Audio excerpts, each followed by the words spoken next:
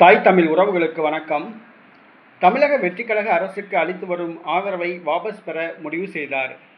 தமிழக அரசுக்கு அளித்து வரும் ஆதரவை வாபஸ் பெற முடிவு செய்தார் என்ற தலைப்பில் இந்த காணொளியை நாம் காண்கிறோம். 2026 தமிழக சட்டசபை தேர்தல் 107 தொகுதிகளில் வெற்றி பெற்று மைனாரிட்டி ஆட்சி அமைத்தார் ஜோசப் விஜய். திமுக கூட்டணியில் உள்ள 2 கம்யூனிஸ்ட் கட்சிகளும் தமிழக வெற்றிக்கழக அரசுக்கு வெளியிலிருந்து ஆதரவு தருகின்றன. தமிழ்நாட்டில் குடியரசுத் தலைவர் ஆட்சி நடைமுறைப்படுத்தப்படக்கூடாது என்பதற்காக, தமிழ்நாட்டில் பாஜக காலூன்றக்கூடாது என்பதற்காக தமிழக வெற்றிக்கழக அரசுக்கு இந்த 2 கம்யூனிஸ்ட் கட்சிகளும் வெளியிலிருந்து ஆதரவு தருகின்றன.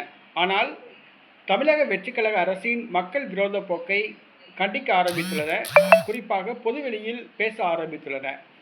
ஆனால் மார்க்சிஸ்ட் கம்யூனிஸ்ட் கட்சிக்கு கடிவாளம் போடும் பொருட்டு தமிழக வெற்றிக்கழக அரசு செயல்படுகிறது.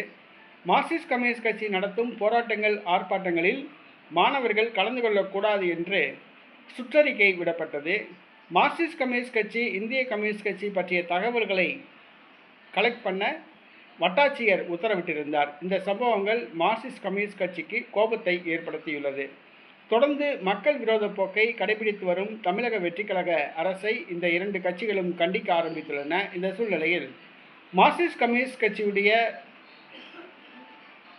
பாராளுமன்ற உறுப்பினர் சுப்பராயன் அவர்கள் நடப்பது தமிழக வெற்றிக்கழக ஆட்சி அல்ல, அதிகார வர்க்கத்தின் ஆட்சி என்று கூறியுள்ளார். கார்ப்பரேட்டுகளின் ஆட்சி நடைபெறுவதாக குற்றம் சாட்டுகிறார். ஆக தமிழக வெற்றிக்கழக அரசுக்கும் கம்யூனிஸ்ட் கட்சிகளுக்கும் மோதல் முற்றியுள்ளது. இடைத்தேர்தலுக்கு பிறகு கம்யூனிஸ்ட் கட்சிகளுடைய ஆதரவை தேவையில்லை என்று கூறிவிடலாம் அல்லது கூட்டணியிலிருந்து நீக்கிவிடலாம் என விஜய் முடிவு செய்திருப்பதாக தகவல்கள் வருகின்றன. இந்த சூழ்நிலையில் இந்த 2 கம்யூனிஸ்ட் கட்சிகளும் தமிழக வெற்றிக்கழக அரசுக்கு அளித்து வரும் ஆதரவை வாபஸ் பெறுவது குறித்து தீவிரமாக ஆலோசிக்க ஆரம்பித்துள்ளன. விரைவில் வாபஸ் பெறப்படும் என்று கம்யூனிஸ்ட் கட்சி வட்டாரங்கள் தெரிவிக்கின்றன. தமிழக வெற்றிக்கழக அரசுக்கு அளித்து வரும் ஆதரவை இந்த 2 கம்யூனிஸ்ட் கட்சிகளும் வாபஸ் பெறும் என்று கம்யூனிஸ்ட் கட்சி வட்டாரங்கள் தெரிவிக்கின்றன.